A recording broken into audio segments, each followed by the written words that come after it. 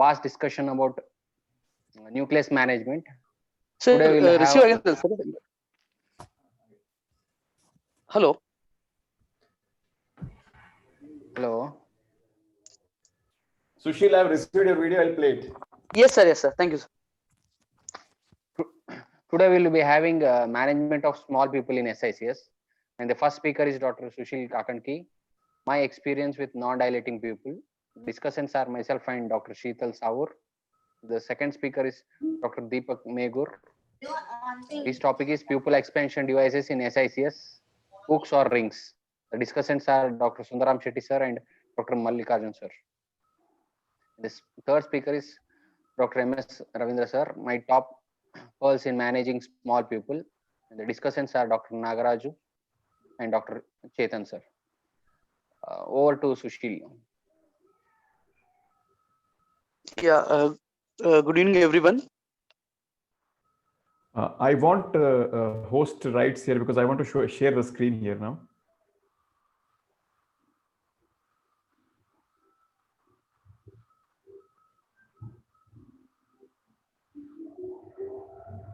Now try, sir.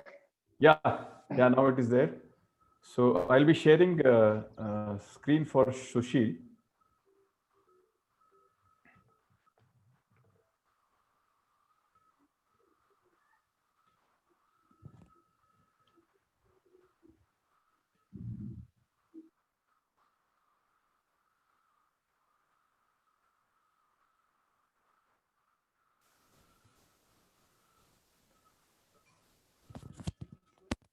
Surgical videos on managing a cataract in a non-dilating pupil. Since I'm a beginner and my experience is quite less, and I have made an attempt to manage the case of a non-dilating pupil in a better way. I request seniors to correct me wherever I'm wrong. Yeah, this is the first case that I'm showing where the size of the pupil was around 3 to 4 millimeters, and it was a grade of NS1 to 2, nearing NS1 grade of cataract. In this case, a good capsular rhexis was done, and after a capsular rhexis, a good hydrodissection was achieved, and the nucleus was prolapsed easily into the anterior chamber by bimanual technique, and the lens was placed in the back. The second case which I'm going to show is again a NS2 grade of cataract. In this cataract, I attempted for a pupillary stretching with a 2 Sinskey hook, and after a stretching also, the size of the pupil was around 3 to 4 millimeters only. In this case, my attempt was to achieve an adequate size of capsular rhexis, and I was successful in doing the adequate size of the capsular rhexis corresponding to the size of the nucleus. So I always use Haldipurkar rhexis forceps so that I have a good control over the rhexis. I have a good control over my rhexis. So and this forceps makes me easy to go below the pupillary margin and to complete the rhexis. I feel the small grade of cataracts like NS2 are quite easy to remove with a pupillary dilatation of 3 to 4 millimeters and doesn't require any pupillary stretching devices. So I see to it that it gets well rotated before it is prolapsed into the anterior chamber. And I always use a bimanual technique in a non-dilating pupil to prolapse it out. So this is a third case which I'm going to show. This was a hypermature cataract. After a NIC, the fluid was released, and there were synechias, and the synechias were removed with iris repositors. So I did a pupillary stretching in this case, and after a pupillary stretching, the pupil was fairly expanded. It was around 4 to 4.5 millimeters. So that this much of pupillary dilatation was enough for me to achieve a good capsular rhexis, and capsular rhexis of around 4 to 5 millimeter was done in this case. That was corresponding to the size of the nucleus, and the nucleus was easily prolapsed into the anterior chamber by bimanual technique.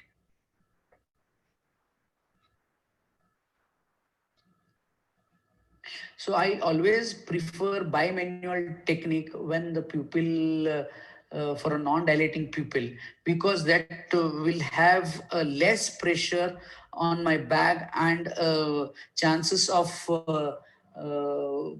zonular dehiscence is quite less. So this is the fourth case which I'm showing. So this was a intumescent cataract. So for a beginner like me, intumescent cataract, a non-dilating pupil with a less visibility makes a beginner difficult to proceed with the surgery. So in such type of cataracts, for a beginner like me, additional stress for managing a capsular rhexis becomes very difficult. So because the chances of Argentina flap and chances of your running of your rhexis, these things make it difficult with a poor visibility. So for a beginner like me, such cases are quite challenging. So a nick was made on the anterior capsule. The nucleus was decompressed. A primary rhexis was done successfully. And after a primary rhexis, a nick was made with a 26 gauge needle on the anterior capsule. And the rhexis was completed with rhexis forceps. Using a venas in this case is quite difficult for me. Maneuvering becomes very difficult with venas. So I prefer to make a neck,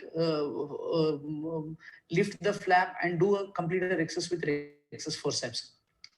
So after good rhexis, again the nucleus was prolapsed out into the anterior chamber. So I feel it is very important to do a pre-operative evaluation in small pupil, because knowing the size of the nucleus is very important. Depending on the size of the nucleus, the size of the size of the rhexis plays an important role, and achieving an adequate size of the capsular rhexis is of very important in small pupil when you're doing SICS, because in SICS our aim is to remove the nucleus out of the bag into the anterior chamber. Much of the maneuvering are not done in the bag, so the aim is to remove it out. So if you are successful in doing it, half of the thing is over, unlike in phaco where the things are done in the anterior chamber. This is the last case which I'm showing. Again, this is a hypermature cataract with a synechias. The synechias were released with iris repositors, and this was around 4.5 to 5 millimeter pupil. So the nucleus was easily prolapsed into the chamber, and the lens was placed in the bag. So for a smaller pupil, I prefer to do a sphincterotomy if required. If the size of the nucleus is too big for a grade of 4 black cataract, brown cataract, where I need a good pupillary dilatation, I always prefer to do a sphincterotomies and dilate my pupil. Thank you.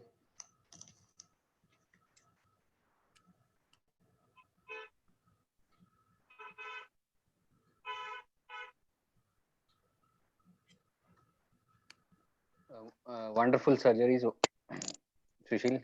Congrats. Just for the postgraduates, just can you tell what are your pre-operative thoughts, and during surgery, what all stepwise you will do, right from using what do you say, pharmacological dilating agents and OVDs, and how you will approach for the small people, right from stepwise. So for any pre-operative evaluation, the how much the pre-operative my pupil is dilated, I assess. Depending on that, I assess the size of the nucleus, so that I can plan for my rhexis. So sometimes if pressure, everything I see to that. Hello. Yeah. I dilate pre-operatively. I assess the size of the pupil. I assess the size of my nucleus, so that I can assess my rhexis size. So usually what I do is I dilate with tropicamide and I see, if any synechias are there, I preoperative, regular preoperative evaluation I do, sir. Intraoperatives, stepwise, when we'll use, I mean, when you will do mechanical stretching of the people, when you will do sphincterotomy. And Yeah, if for a grade 1 or 2, I don't usually I don't do stretching and all. Around 3 to 4 millimeter of pupil is enough for me to prolapse my nucleus out. So if the size is around, if the grade of the cataract is NS2 or NS3, if I do Yes. that during prolapse, I may have a pressure on my bag. I see to it that I get a full, I do a sphincterotomies or I do a stretching pupilloplasty, so that I can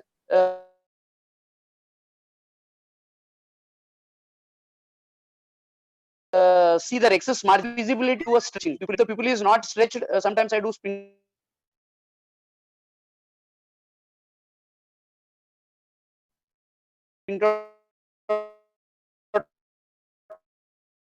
collapsing becomes easy for me. if you are doing, tell ma'am. No, no. I think the pupil was not 3 to 4. It appeared a little larger because if It it's was 3 big. millimeters, I don't think you'd have been able to manage. And like you said, pre-operative assessment to note the dilatation, especially when we work in a medical college setting, it's important to make them note the maximum pupillary dilatation. Also assessing what is the cause of a small pupil, whether it's diabetes or pseudo exfoliation. I think that also is important. And the use of viscoelastic substance to dilate also helps.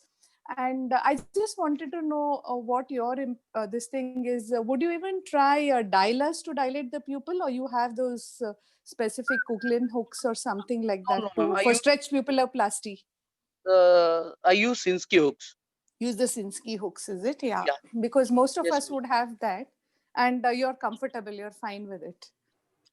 Yeah. Okay, and what is the post-operative this thing? When you do sphincterotomies, do you find your patients having glare and things like that? It's not really much of an issue with your patients.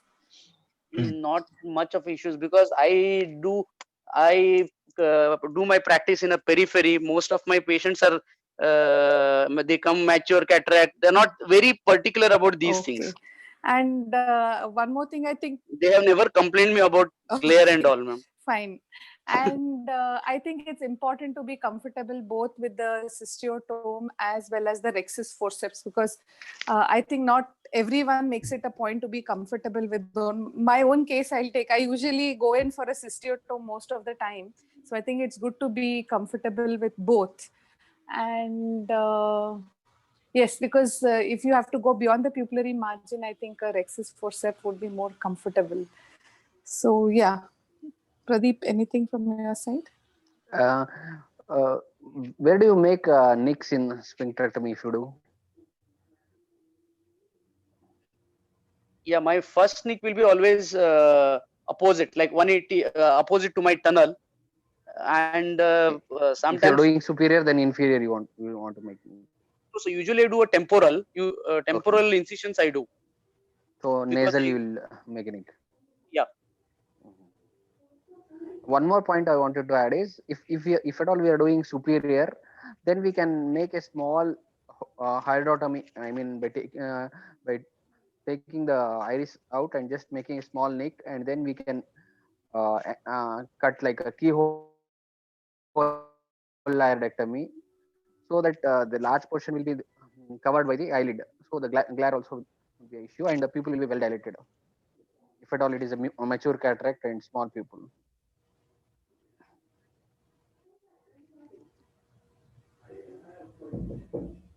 MS Ravindra sir and Sundaram Shetty sir, your key points. Now, one thing I thought was that after doing the rexis, you try and inspect with the help of Coughlin or a Y hook whether your capsulotomy is big enough, so that the next step will be done more confidently, or you can do the take care of the necessary measure like expanding your rhexis or giving a tangential cut depending upon your ability to handle the rhexis.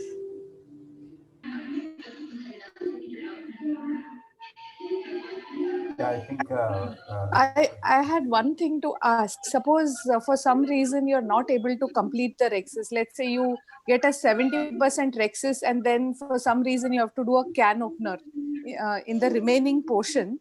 How would it work to use two instruments to deliver the nucleus? Do you think it's all right or? Absolutely no problem. No, sir. Okay, sir. Because I had that doubt. In fact, I had a case and I was hesitating because one small part was can opener. So I wasn't sure if that would lead to an extension. No, So then I because thought I won't use two instruments to get the nucleus out there of is the no bag. resistance from the rim of the capsulotomy. A little, nudge is enough for the nucleus to get out of the bag. I mean, if you call it a bag. Yeah. Okay, sir. Thank you for that. Yeah. I think Sushil has done marvelous job. I think the quality of video is excellent. He says he's in the peripheral area. Few comments that I have, I've seen your video. Few comments I have is the eye moves a lot during surgery. Try to ensure that eye doesn't move as much as it's moving. It moves left, up, down. And it's a question of, see that the eye remains in the center of your visual field when you're operating. That way it's going to be much more comfortable. Though you say you're a beginner, your hands are excellent. That I can compliment on it. You have done a beautiful surgery. I mean, control you have on tissues is marvelous. Scientifically, you've done the right things at the right time. Whenever you had a challenge, you know exactly what you have to do it.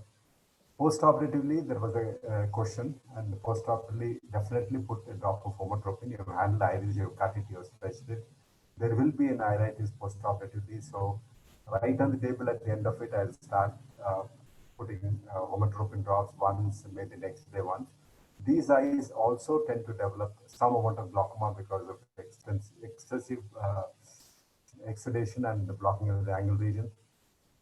I don't hesitate to put a drop of brinzolamide at the end of surgery before the patient goes home. If it doesn't have asthma, I'll put a drop of iodine to prevent pressure hike post-operatively. Next day, definitely I'll check the pressure, either with a non-contact. If I don't have a non-contact, I'll digitally check the pressure. If it is high, then I'll continue the anti-glaucoma. They tend to have little more post-operative tendency for glaucoma. uveitis will be there for a longer time. So actually, I start on flurbiprofen 2 to 3 days before, or even sometimes a week before surgery, flurbiprofen.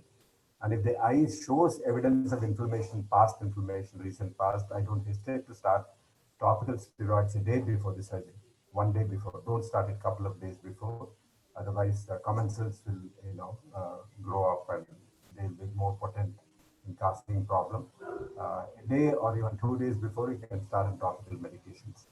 I don't start them on, I won't have used the dilating drops or homotropin before surgery, but if the active inflammation is there, you can even start it before the surgery. I think as the next two cases are presented, we will look at the classification of a small pupil. It's very important to understand why the pupil is small. Is it bilateral, unilateral? It's related to, I think, Dr. Sheetal mentioned it is related to IFIS, it's related to inflammation, related to glaucoma medications. We will try to understand the morphology of small pupil as the discussion will go on. I think next case can be, if there are no questions, we'll go on to the next case. Dr. Deepak? I'm waiting to see a wonderful video. Just starting, sir.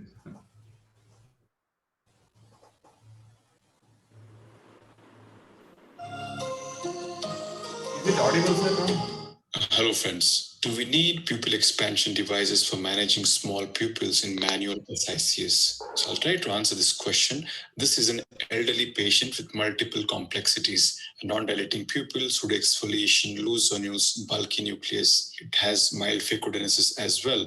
I begin by making the posterior limbal paracentesis incisions. I'm using these hooks to stretch and dilate the pupil.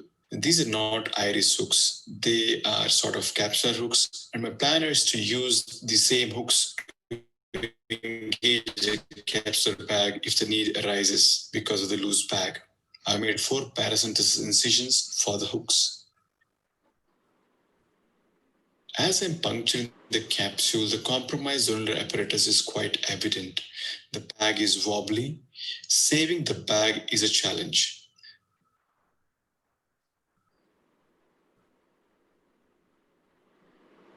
The rhexis is created, but it turns out to be smaller than what I actually intended it to be, owing it to the loose zonules. I introduce another hook to the main incision and I can see better and I can control what I'm cutting and what I'm tearing.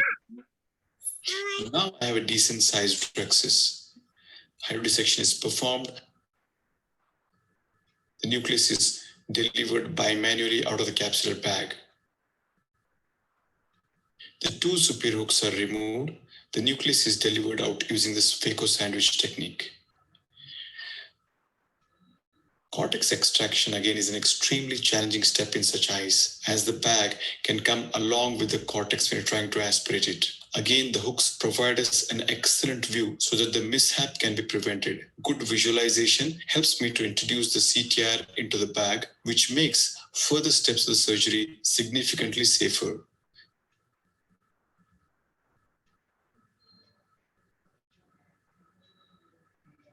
The lens is implanted, the hooks are removed, that's it. Moving to the next case. This was done 4 years back and it shows my inability to read the situation well enough. Another challenging case, small pupil, loose bag.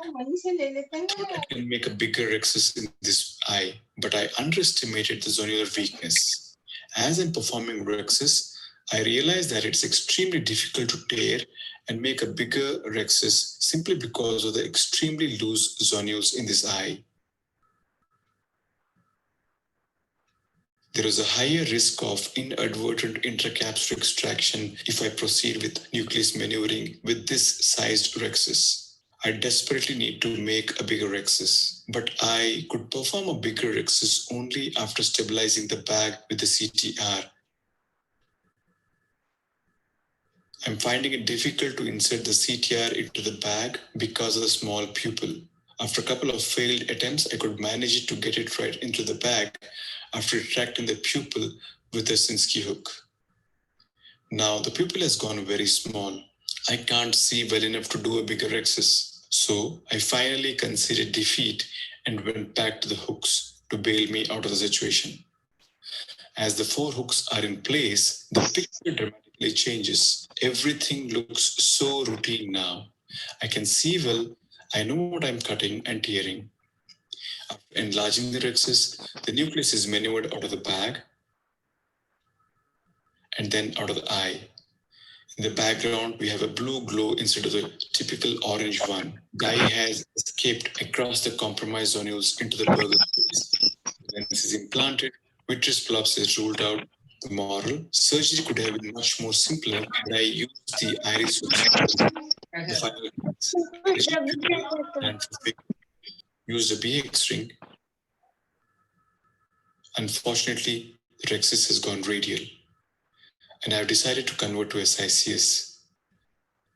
The first thing I need to do is to get the ring out and use hooks instead. Ring expansion devices are not ideal for managing nucleus in SICS. Hooks are the one to be used. The nucleus is gently manipulated out of the bag and then sandwiched out. At this point, we need to realize one important thing. The most fundamental principle of surgery is to see well. Now, since the pupil is well dilated because of the hooks, the surgery has become so simple. I can see where is the cortex. I'm sure that I'm not catching the tone anticapsule instead of the cortex. The surgery has become much more safer and predictable now. I could place the right lens in the bag. So in spite of the rhexis running away, we could achieve the best possible outcome in this eye without any compromise. To conclude, all small pupils require iris hooks, But there are a lot of situations where we do have many coexisting complexities like these. Loose zonules, bulky nucleus, compromised rhexis, peripheral push capsular, and in such situations, iris hooks bail us out. They are saviors. They greatly enhance safety and minimize intraoperative complications. Let us remember that in SICS, there are two distinct obstacles for nucleus management, the rhexis and the pupil. We all know that getting a bigger rhexis is critical, and having a bigger pupil simply eases the job. So let us be sensible and use devices to expand the pupil. So my final remark would be, many of the surgeons don't use iris hooks. I would say that using iris hooks in manual SICS should not be considered a taboo. Thank you for attention.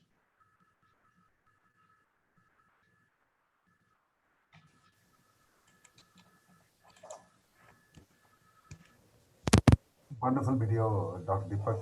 So many points to learn from your video.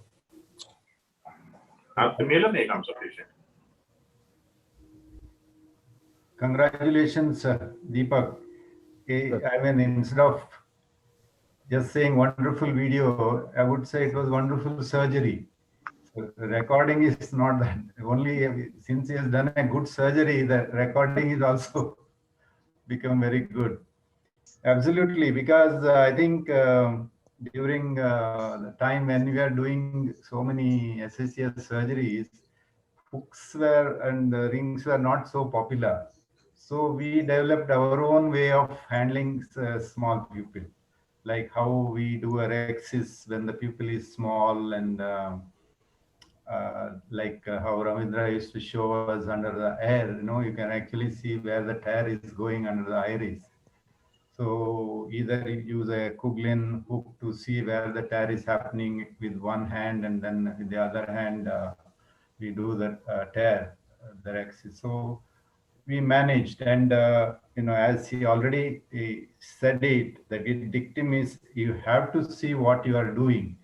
You cannot imagine and do, and actually we were doing that during those days when we had to do this capsulotomy and hydrodissection. The strength of the zonules were assumed, or when we have finished the capsulotomy, we assume that everything is okay.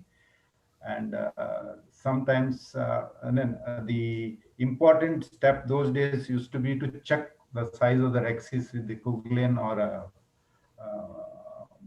dialer to stretch the pupil in different part and see where the rhexis is. And the most common thing we used to do was, whenever there is doubt, we used to sacrifice the rhexis, so that the nucleus comes out without much resistance of the intact capsular rhexis. So these are the ways used to manage. And when it comes to pseudo exfoliation, it's extremely difficult to get the sticky thin cortex from the bag. And many a times we left behind the cortex. We thought it is safer to leave behind rather than lose the bag. So all this, I think, as he showed so beautifully, that it opens the door and the sunlight comes in kind of situation, and you could see exactly what you are doing. And if that can be achieved, I think more and more of us, or rather more often, we should do this use of hooks. And rightly mentioned that a ring may come in the way of mobilizing the nucleus out of the pupil. So hooks are better. So what else is, there is nothing against it, except that maybe you have to do few more openings into the anterior chamber. Barring that, there is no where you are compromising the safety or the integrity of the tissue. So that way, I think at one time that does it come in the way of delivering nucleus. Like again, Deepak showed us that in the tunnel area, you take off, remove the hooks.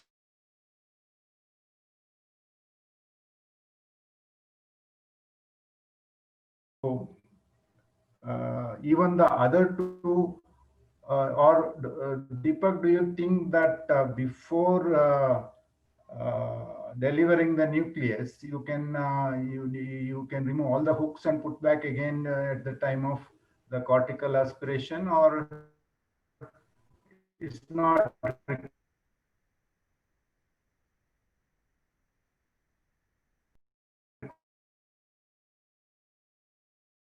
Because again, reinserting is going to be an issue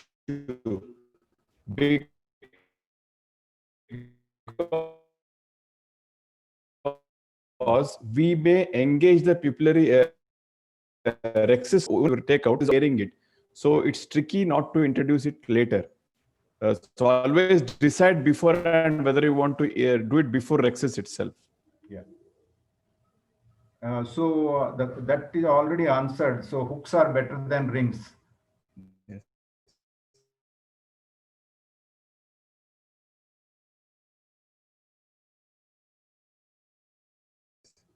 Yeah. And remove only at the end of the surgery. After cortex extraction, predominantly. Please, Mallikarjun. Yeah. Sir, I have a little bit different opinion, sir. As you said, I think it was 10 years back when we started doing these small people surgeries. Only choice we had was sphincterotomy or this use the Simsky hook or Kugler hook to stretch. But stretching is somehow it is not post-operatively, it is not be satisfactory. The surgery would go nice, but stretching is not good. Then we started with sphincterotomy. The sphincterotomy's problem is you have to do a multiple sphincterotomy, small sphincterotomy. Otherwise, again, the issue of people post-operatively, it will be bigger. What we started, because all the temporal sections, we started doing only one big sphincterotomy at the superior side. So that would help in way that the upper lid will cover that one sphincterotomy. And the issues of enlarged people post-operatively were less compared to the multiple sphincterotomy. And again, this and first of all, and also I have to congratulate Dr. Deepak for wonderful videos. And we started using this iris hooks. The problem is, the only problem what I feel is the whole of the iris frame comes up. So doing the rhexis and you need to, Deepak, you can manage. Dr. Deepak, you can manage. You are a very skilled surgeon and the experienced surgeon can manage it. But beginners, what happens, what I feel, the iris comes up. So reaching to the nucleus when the iris is up while doing rhexis would be a difficult part. And again, somewhat we already, the iris is damaged because of so much stretch there. And again, we are putting instruments and somehow I don't prefer, it is my personal opinion. I started using this pupil expanders, like especially not which one you showed, Dr. Deepak, that is made by Dr. Bhattacharya. One more is the Gupta's ring. Somehow it is helping me because it doesn't come out. But the only thing is we should not use it multiple times. You have to use it only one time, one patient, one time. It is around 1,000 rupees or something. Thing is, if it is the first time, it will be rigid and it will expand nicely. Only thing what you have to do is we should not disturb the ring. And if you do a slow maneuver, you can bring out the nucleus out of the bag and you can make out the adequate size of the rhexis also. That is my feeling, but it is somehow I am not very in favor of iris hooks. That is one thing. And Mallikarjun, when you said this sphincterotomy, it will yes, facilitate the delivery of the nucleus through the pupil, fine. But it doesn't solve the problem of not able to see your capsulotomy, also not able to do your capsular exit. under direct visualization. True, sir. What we used to do, now we are not practicing. We used to do only single big one, sir. Very big one, not like just at the pupillary margins. That will not, facilitate the visibility of the interior capsule. It will allow the nucleus to come out easily, no problem. And also, if required, you can do one suture also of the the iridectomy, what we have done. But during the process of doing the rhexis and later the cortical removal and IOL implantation, the pupil has to be stretched in all directions so that you will have a bigger visible anterior capsule. So, Mallikarjun, let me try to answer your queries. You have a very valid questions and very, I can understand the issues which you're having. There are certain tricks here, how to see. The first point would be the iris plane comes up. That's right, what you're telling. But there is a trick how you can reduce this anterior changing of the position of the iris. The stab incisions, the paracentesis we make have to be very posterior. They do not have to be corneal. So I told you have to be make posterior limbal. The incision has to start beyond the limbus at the scleral level and then go. So when you tug it, the iris is not lifted up. So that is the first important part. Second would be you don't have to stretch the hooks at all during the first incision itself. Just hook it and keep it. Depending upon your necessity, you can keep on increasing. It's not necessary for us to always stretch them from limbus to limbus, because you can do it, but the moment you do it, you are going to cause sphincter tears. So limit the amount of extension, decide upon the complexity of your cases. So if you feel that you require more peripheral vision, like suppose you have a peripheral extension of the rhexis, you would want to see that area, that particular quadrant you can stretch and look.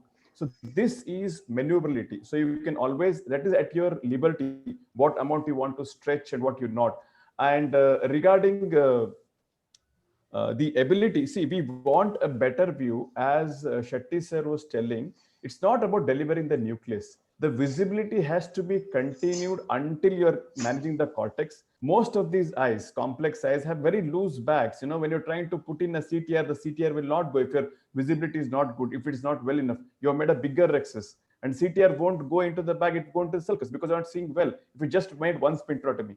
Again, the issue with sphincterotomy is there's no amount of, there is a restriction to which the pupil will dilate. Suppose the pupil is having 3 millimeters, you do sphincterotomy, it goes to 5. No, Dr. Deepak, that was the days when we didn't have hooks and No, they expanders. Understanding. That was, I'm just trying to tell what are the issues with sphincterotomy, because you can't control the amount of dilatation which you want. You do sphincterotomy, you deliver the nucleus, but there are still other things to be done here. You have to see the rhexis margin, you have to remove the cortex. Cortex removal itself is going to be challenging in these situations. The issue with sphincterotomy is the amount of dilatation which we get is not very big. So you cannot control that. That is fine if your zonules are very healthy. If your zonules are very healthy, even just stretching will do fine. Just stretching and people will be 5 millimeters, that will be fine. But whenever you are having some other coexisting issues, then you have to have a pupillary size which is beyond the 5 millimeter which we think. It's not about the nucleus delivery. So that was the issue with sphincterotomy. And regarding the nucleus maneuvering, it won't be much of a difficulty, because if you think that iris is coming down, once the nucleus is mobilized out, you can always relax the iris hooks. The pupil becomes smaller but still engaged. You can just relax it. Don't have to stretch it out, and then you can make. So the advantage the Gupta ring is gives much more better dilatation than the BX ring which I showed. Definitely, it is little bit more rigid compared to this, and so if it doesn't usually disengage, but if it disengages, because it's rigid, we are going to have some issues because it's going to traumatize the endothelium or something like that. So that is my concern using that ring. Otherwise, if you're happy with that, you can still use it. It definitely gives better dilatation compared to your BX ring.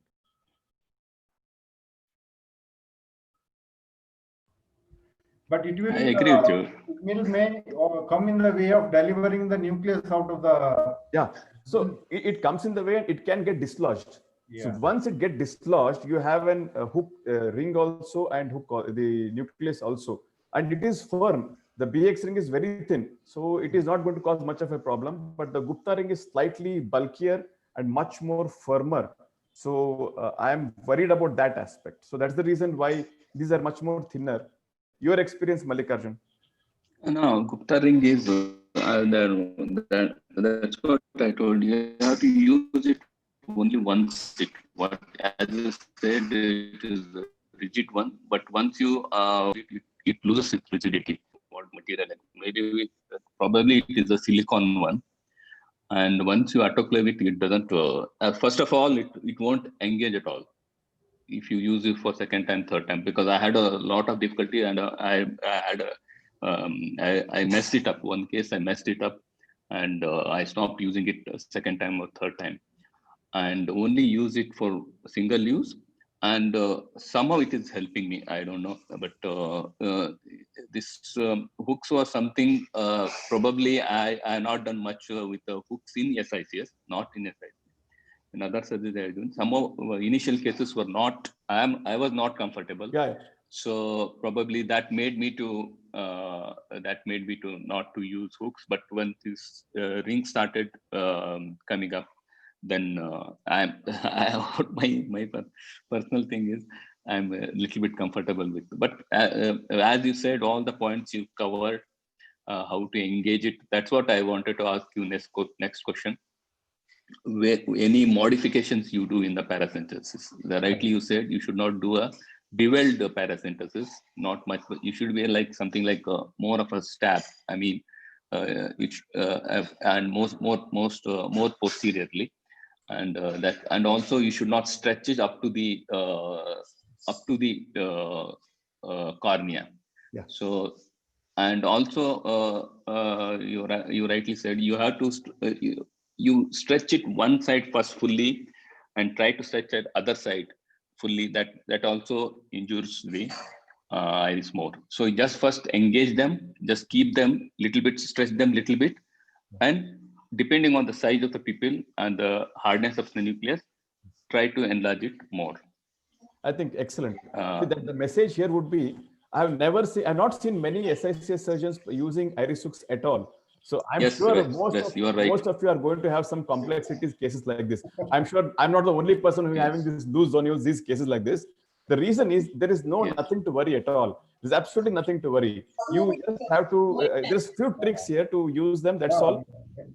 You are absolutely right. In a sense, see what used to happen in such cases, two things. One is capsulotomy, capsular access is not mandatory.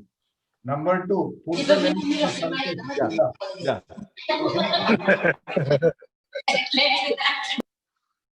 So that the whole thing, I think the safety can be enhanced very much here. You know, I think you don't have to be super skilled to do surgeries in these situations. Once you start seeing well, everything becomes so easy. So just avoid that, get out of the mindset that, it's not required here.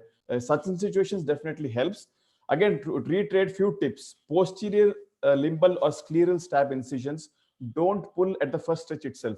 Just limit it 4 mm, 5 mm itself, because you are so excited to pull it. It can go limbus to limbus, but you are doing disservice to the pupil.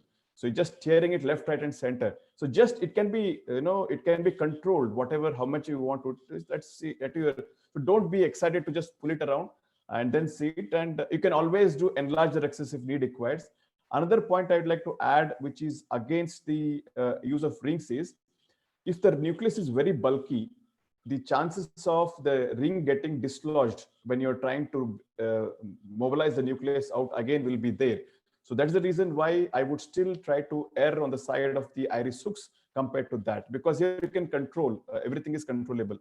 The only disadvantage is you have to make 4 extra incisions, but that's fine. The amount of safety it adds to the surgery, outcomes are significantly better. So that's the reason I would still err on this side. Thank you so much. Whether by using this, capsule hooks will keep the iris down?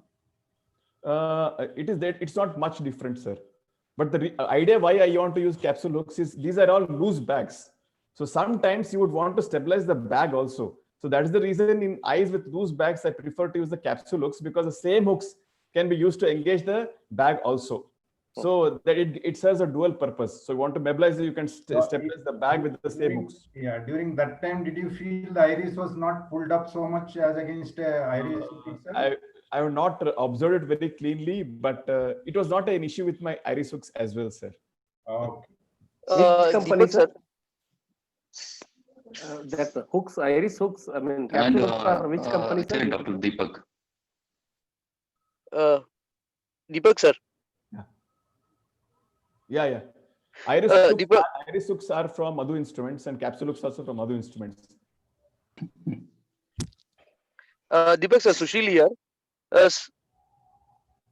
Can you hear me, sir? Yeah, tell me. Yeah, sir, I tried iris hooks once. Since I do a temporal incision, the problem which I faced was like opposite. Like if I do around 4 o'clock stab incision and 3 o'clock stab incisions, putting the iris hook from that side is very difficult for me. Of course, in the first two cases, it will be difficult. You just have to get the hang of it. The iris hooks are very flimsy. So the moment it goes inside, no, it wobbles around, it goes. Yeah. You have to get, the trick here would be, there is a guard there, okay? First, try to use the guard, not the string. Use the guard to manipulate it, because if you use the guard, it becomes very flimsy to control it. So use the guard to go approximate it, then you pull it. It just takes 2 cases to get used to it. It's not a big deal. Not a big deal at all. It started rotating in the anterior chamber, and that was not catching the iris only. Yeah. It happens because it becomes sideways. It has to be like this, no? It turns like this. So you keep on searching around like this. So keeping it positioned like this, you have to get used to it. That's all. So you just have to play. The message here would be, try in a normal cases first, get the hang of it. You can't directly, the first case should not be the most difficult case, then it won't work. You have to get a little bit used to it. That's all. It's not a big deal. One more point. Already Dr. Deepak has mentioned, and we should not hesitate to use this either iris hooks or expanders at any stage of the surgery. Sometimes what happens is people become smaller, and you deliver the nucleus, and the intraoperate meiosis will happen, and it will be difficult to remove the cortex and implant the IOL. And even that time also, you can use this people expanding devices, because sometimes people already I finished 3/4 of the surgery, I can go ahead with further steps. I think anytime you can use them whenever you have a small pupil. I think Dr. Deepak agrees with it.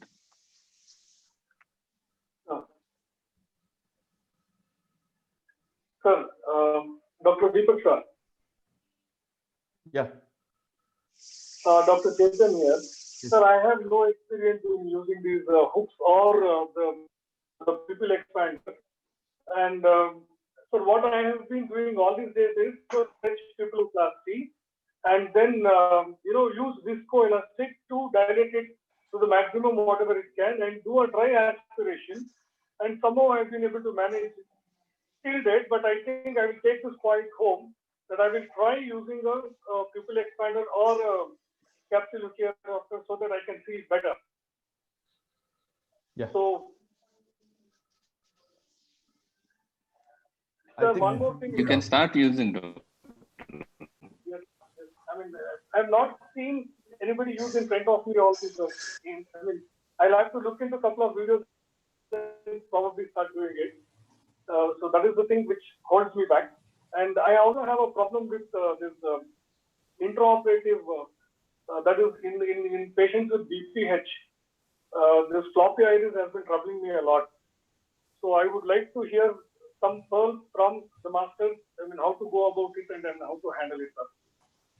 Actually, Chetan, IFIS is not going to be much of an issue in small incision cataract surgery, simply because small incision cataract is a very low flow surgery. Okay, the iris misbehaves only when the fluid gets in rapidly and gets out rapidly. Okay, that's the issue is going to be only after when you're doing cortex extraction and other things, when the fluid gets into the eye. Other than that step, most of the things are under low pressure. You're doing using viscoelastic. One trick what I would like to suggest is what I do usually, whether it is FACO or SICS, documented case, person who is taking the anti-prostate drugs, I usually start atropine about 2 days prior, 2 times a day, drops. And then during surgery, an important trick which I would like to use is if I don't, I've not done SICS in IFS, but use Viscoat or dispersive OVD, which has chondroitin sulfate. It just maintains the iris where it is at sol it is. You're already dilated the pupil with atropine, and you are going to use intracameral adrenal as well. But important thing is use Viscoat on the surface of the iris. It just maintains it there. SICS is not going to be an issue at all. It's a low pressure surgery. The problem, the iris billows out always because of high fluidics. In phacoemulsification, that's an issue. SICS is not an issue. So issue comes only during cortex extraction. There you have to be careful. Lower the bottle height, lower aspiration parameters, and be very gentle. And the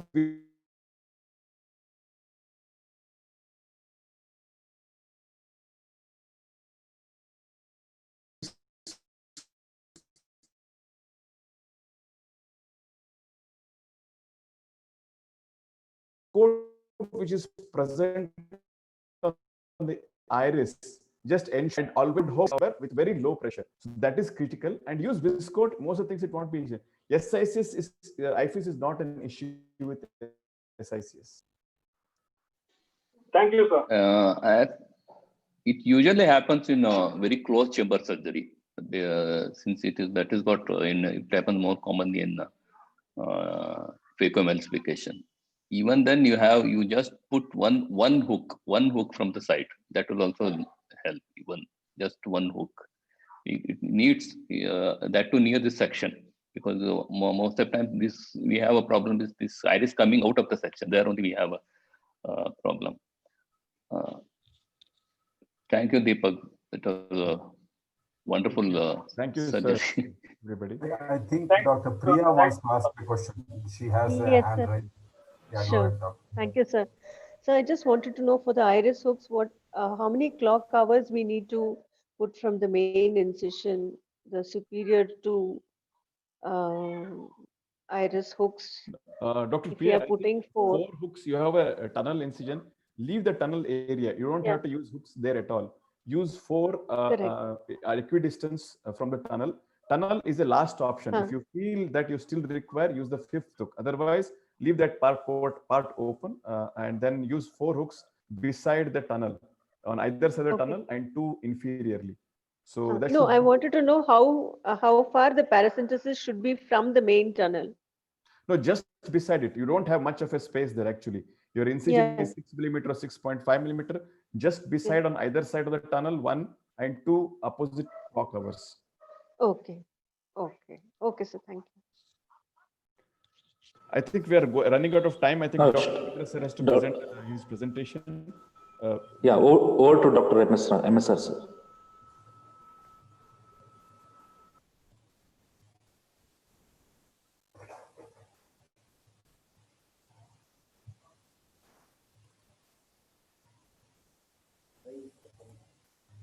I will, am I audible? Hello? Yes, sir. Yes, sir. Go ahead.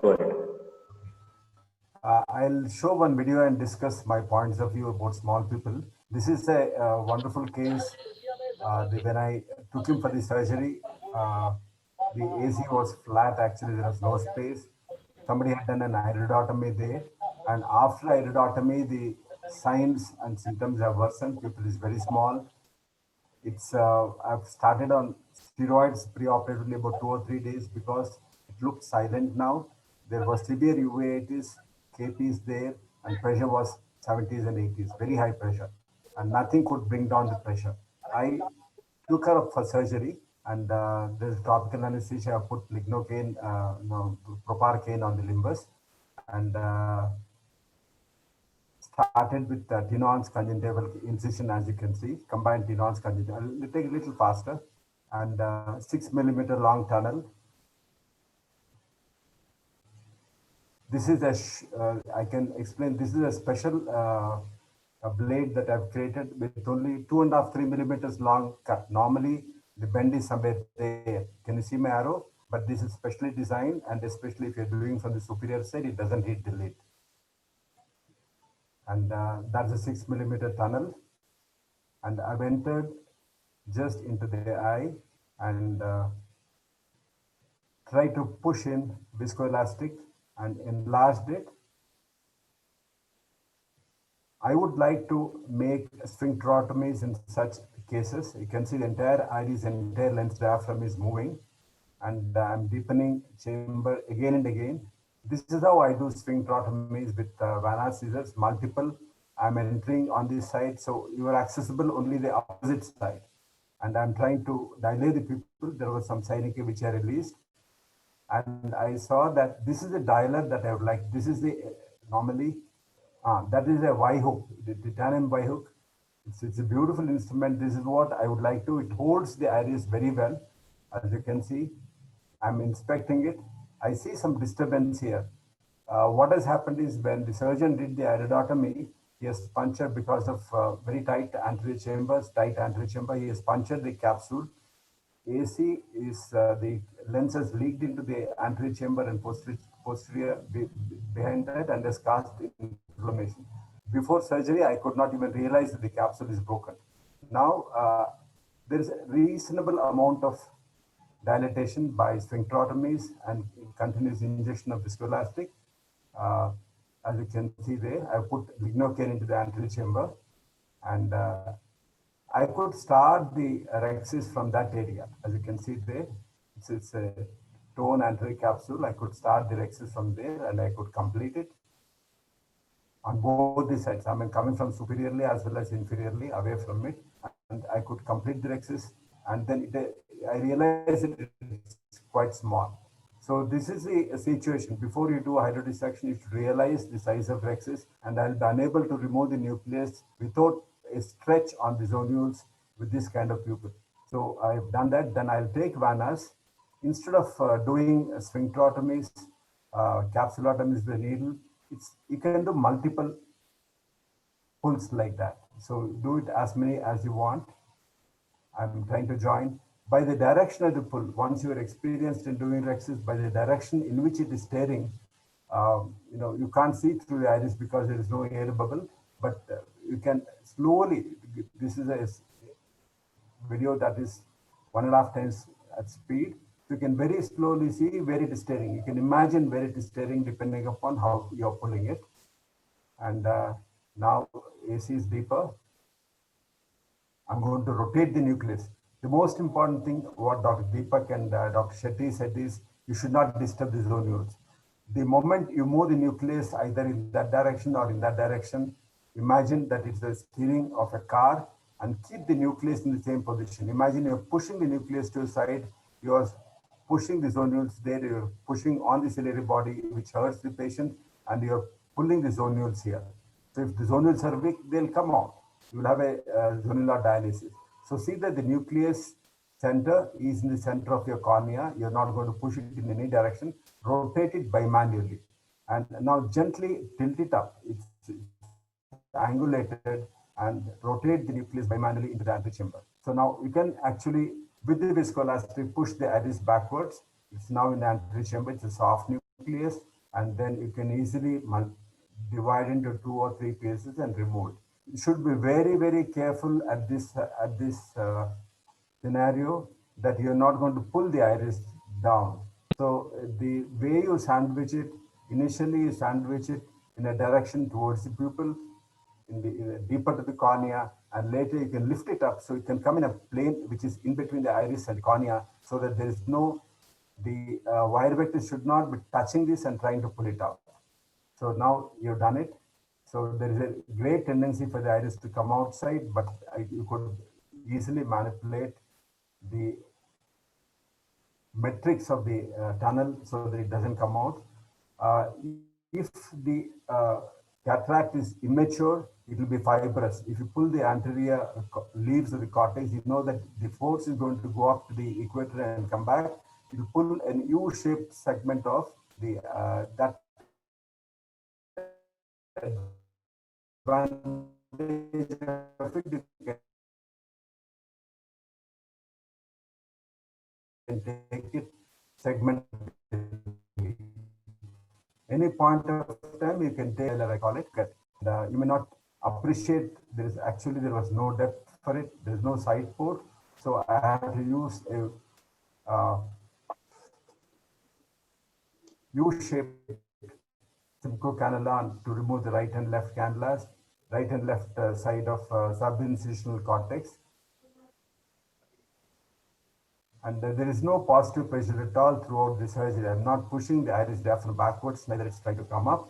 I'm putting a little bit of triamcinolone into the eye so that the inflammation that the patient had preoperatively is nullified to some extent. I presume that though I'm going to wash it off, some amount of triamcinolone will remain stuck to the iris and crypts and into the capsular bag. As you can see here, some amount of it stuck there. Then I'm deepening the chamber again. And you can see the pupil has got a very funny shape, but it is still circular.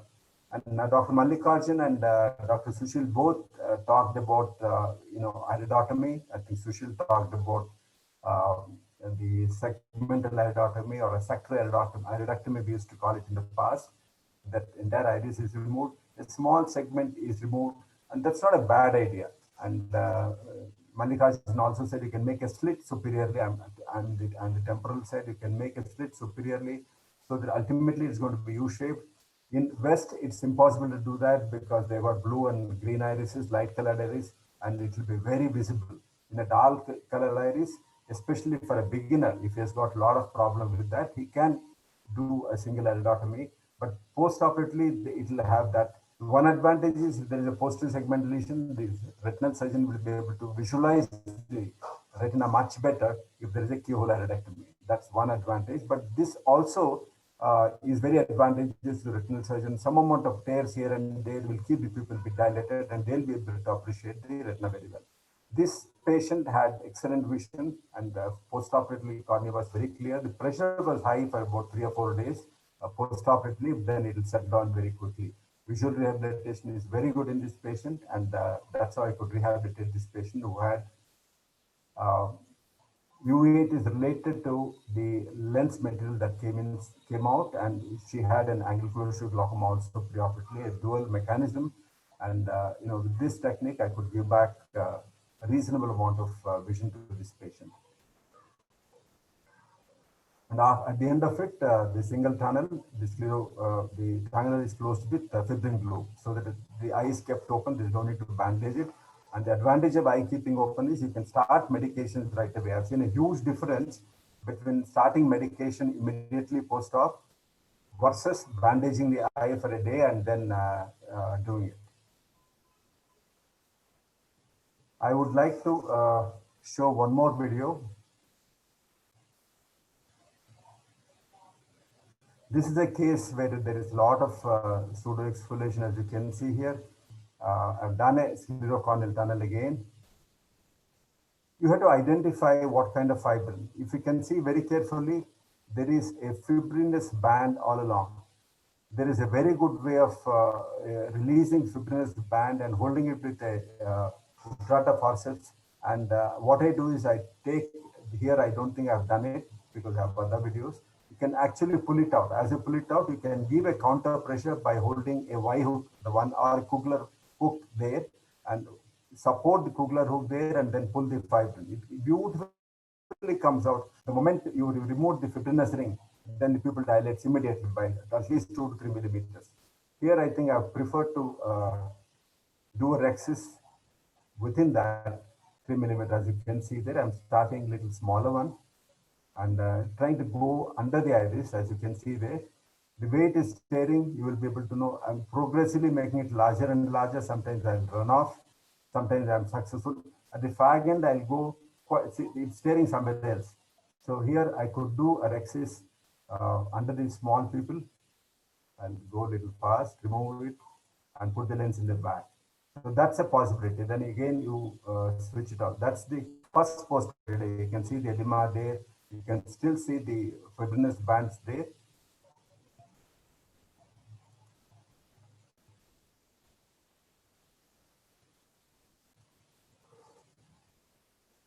Yeah, this is an eccentric pupil. As you can see, I'm going to cut the small sphincterotomy, very, very tiny. You just cut the sphincter, as you can see here, and this will facilitate a good, and you can proximally also you can do with a bent varus. This area is not accessible, we can just leave it. That is the way I do, yeah. See, always remember that it's quite shallow there. As you can separate and pull it out, you see that you take the force little downwards and always take one instrument, pull it out, stabilize there, then take the, here there's a hook actually, cinch the hook and then pull it out. So I'm not moving two instruments. Danger of moving two instruments is when you are seeing there, you may not be able to see. Always pull it away and then pull it down. That's one small tip that as you can see there. And pull it out one and then the second one. So this amount of pull is more than enough to get about a millimeter too. It again depends upon how good is the dilator muscles. If dilator muscles are also paralyzed, you will not get adequate enlargement. If dilator pupil is good, only sphincter pupil is held in by a fibrotic band, you will be able to get a good dilatation. Here, this amount of dilatation is good enough for me. I do a rhexis and then remove this and put a lens there. I just want to show you one more video. Yeah, that's a pupil which is bound down. You can see there is a fibrotic membrane there. Pupil is trying to dilate this side, but this side is holding up. That means there will be some amount of posterior sciatic in that area. Topical anesthesia. I'm doing a translimbal incision with a 2.8 millimeter keratome. AC is quite shallow. You'll have to be very, very careful as you enter into this. And then you inject. Yeah, the one thing I would like to tell is whenever you're doing trypan blue injection as a blind technique, normally I don't push trypan blue under the iris. I do it in the pupillary area because here the pupillary exposed area is very small. I'm trying to push trypan blue under it a little bit. Don't use too much force, otherwise it will have a very easy find into the vitreous cavity through the zonules. Remember, in every case, zonules are extremely porous. Don't think that zonule is like a posterior capsule holding the compartment. That's why whenever I inject viscoelastic, I'll never use a earlier, whenever I use a trypan blue, I always aspirate. I aspirate trypan blue, then inject viscoelastic. Earlier, I used to inject viscoelastic and try to push trypan blue out, but that I have stopped it after looking at the possibility of trypan blue entering into the viscoelastic. Inject trypan blue, aspirate trypan blue, and then inject viscoelastic. Here I'm trying to again snip it with Van Ast. Let us see how much it dilates. Pull it out the way I explained you. And then this amount of pupil is good enough. But then, as Dr. Deepak very clearly mentioned, it's for a long time, you should start using the pupil dilating devices. These are the ideal cases where you should use pupil dilating devices. I'll show you how to insert them and then go. After that, it becomes very easy. It's, I just go, this is a routine case now. Put the lens inside and that's in the surgery.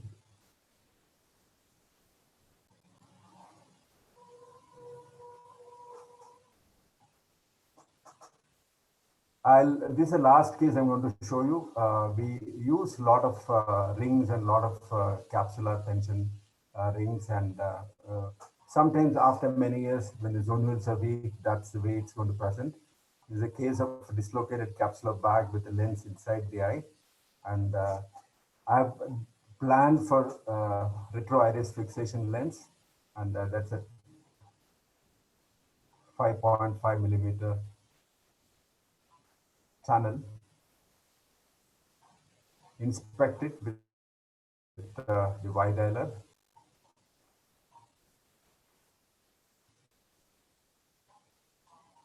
Stretch it so that post-operatively the retinal surgeons will be able to appreciate the fundus better. Otherwise, they'll have difficulty in visualizing the fundus. Lens is in the capsular bag. I do not try to fixate into the sclera at all. My first priority is the iris fixation lenses, retroiris fixation. Hold date, I've taken out hundreds of these lenses, dislocate the lenses from the eye, and it's very easy. Now at this point, you see that, I'll just go a little behind. At this point, see that many times the haptic comes out, the optic goes and gets stuck behind the tunnel into the angle of the anterior chamber. So as you can see there, I'm bringing it out now. So there's a possibility to go. So just put your cannula under it and guide it coming out. The entire thing is out, and you have to do a vitrectomy. Do a vitrectomy. You start doing vitrectomy in a plane which is posterior to the pupil. Always start from there. So that way you're not going to drag the vitreous out into the anterior chamber. And after that, I'm inspecting the angle region. I wanted to do a goniotomy there, but it was not possible in this case. The patient had high pressure preoperatively, very high pressure preoperatively. So I'm planning to do a goniotomy. That's something which we are trying to learn, doing an intraoperative goniotomy so that postoperatively pressure is low. Hold it there, angle, that's the haptic optic junction, go behind. Looks traumatic because of the low pressure, but there's actually no endothelial damage in this patient.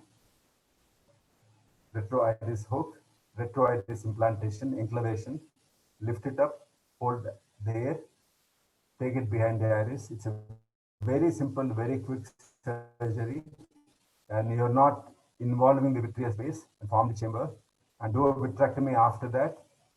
Put a little of triamcinolone here because of the astigmatism as well as wound was not closing properly.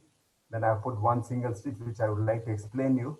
Last time I told you that I'll explain about this. Yeah. See, when the most important thing I would prefer to do a central one stitch. Number one is keep the pressure inside the eye normal. It should not be either hypertensive or hypotensive. That's one thing. So that the superficial lamina of sclera and deeper lamina of sclera are opposed to each other. That's possible when the pressure is around 20-25, neither is stretched nor collapsed. And with the sharp new blade, the needle, if you pass it correctly, there is no need to hold the tissues. No need to hold the tissue. Pass it through the anterior lamina, leave it for some time, ensure that it is radial.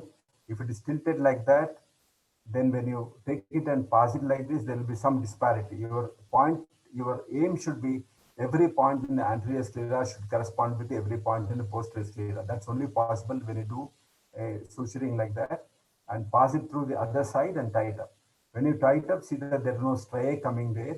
And now this kind of striae should not come in your tightened. That means you're not going to induce any astigmatism postoperatively. So this is form the chamber, put a very little amount of triamcinolone, wash it out, and leave it open and start the medications. Homotropin is something which you should start in every patient.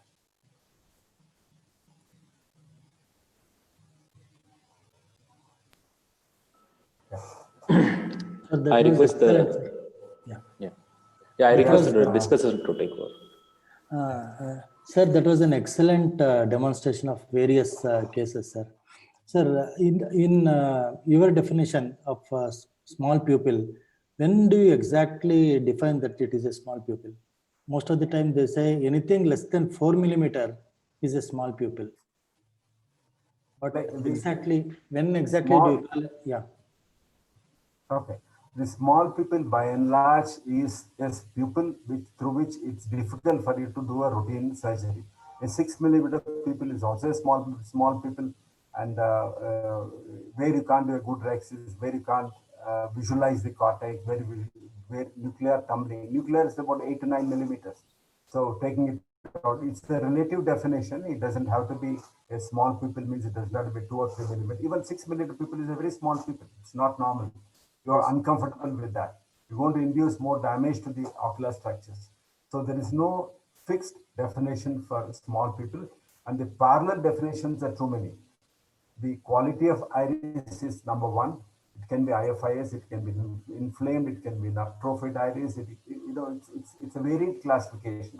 And the pupil anatomy itself is varied. It can be a fibrotic, it can be a pseudo-exfoliation pupil. It can be a pupil which is paralyzed, which is not responding to medications. And you're right. There is no standard one definition for small people. That's why I wanted to show you a spectrum of small peoples so that you understand and you'll have to diagnose before itself as to what you're going to face during the surgery. Yes, sir, that was excellent, sir. Broadly, I think the small pupils can be classified as the fibrotic variety and the tonic variety. I think in the third video which you demonstrated, it was more of a fibrotic type of small pupil. In your experience, what is the commonest type of small pupil, the etiological factor which you encounter, sir? The commonest is senile with pseudoexfoliation is the commonest thing that we come across during surgery. And post-iridocyclitis in glaucoma, they are a little less than what you see in the senile is probably the first. That will be tonic, sir. That will be a tonic pupil. Tonic. What about the fibrotic variant, sir, in your experience? It's not as often as tonic. See, tonic, every day you see. Every day, if you have 10 cases, you'll see at least 2 of them don't dilate well, 3 of them don't dilate well. While fibrotic, you'll see once in a week. Okay. And another thing is this stretch pupilloplasty. What is your experience, Nagaraju? Sir, actually, your volumes are much higher. No, sir. Actually, we see in most of the cases of senile cataracts, even in the elderly patients, also we can see the fibrotic type of small pupils. And in my experience, I've seen such fibrotic variants in chronic iridocyclitis, post-trauma also we can see, sir, and post-inflammatory, even sometimes lens-induced glaucoma, long-standing also, they come late to us. They also present with sometimes the fibrotic variety. And that was an excellent demonstration of that peripupillary membranectomy which you demonstrated, sir. That works in some of the cases. If you just look at the pupillary margin, if you can see some fibrotic membrane, if you can just peel it off with just your Atrata forceps, and even your Macpherson's also sometimes is enough to do that. That will also give you a very good result. But I was very surprised why you combined both sphincterotomies and stretch pupilloplasty, sir. Yeah, that's a very good question. Many times, if the dilator pupillae is atonic, it's not working well. Just few cuts will not enlarge the pupil well. So some amount of dilatation is essential in these patients, especially the pupil is very small. Imagine to begin with, the pupil is already 4 millimeter, 5 millimeter. You don't have to do anything. The nucleus management itself will dilate the pupil, will cut the wherever it wants, and then it comes out. But in a small people, I personally feel doing sphincterotomy, if you have done sphincterotomy, put viscoelastic, dilates well, you don't have to do stretch pupilloplasty. Stretch pupilloplasty is not a bad idea. Everybody thinks that it's a bad idea to stretch the pupil, but you don't have to stretch it up to the limbus. Stretch it the amount it is necessary for that particular case. In one of the cases, I think I stretched only up to 6 millimeters. You just go up. If you go too peripherally, you may touch the endothelium with your instrument. That's another thing. So that's why you go a little down on the pupil, and stretch it back. Do not stretch on both sides together. Stretch one. And in one direction, if it stretches, you don't have to go for the second direction. It all depends upon what you see on the table. These are edited. So, on surgical table, I would have taken another 3-4 minutes extra time. But then combination also works better. It depends upon what is the presenting status of your pupil and what is the results you got by actually doing one. Sir, the stretching of this pupil, what you do, how many seconds you stretch it, sir? Sometimes we see, we just do a simple stretch, it will come back. Sometimes we have to do it the second time. I think in one of the conference, somebody told you have to stretch it for 30 seconds. But I usually try it for 10 to 15 seconds. It really works. In your experience, what do you tell the audience here to tips, the exact time factor? No, I don't think it's necessary. The idea of stretching is to tear some of the to separate some of the lamellae and to tear some of the fibers that are holding it together. And once you're told, if you hold it in that position, do you think it'll tear more? I don't know. I don't know. I'll try it out, but I don't think I've never. Time is very precious for me. 30 seconds is too long a time in cataract surgery. So just pull it out, and you've torn it. Then if you release it, If it goes back, even if you hold it for next 30 seconds, I don't think it will have any additional effect. And that's the logic, but I may be wrong. I'll try it out in some cases. Thank you for that. So the first case which you demonstrated in that video, suppose the first video which you showed, suppose the track would you approach different?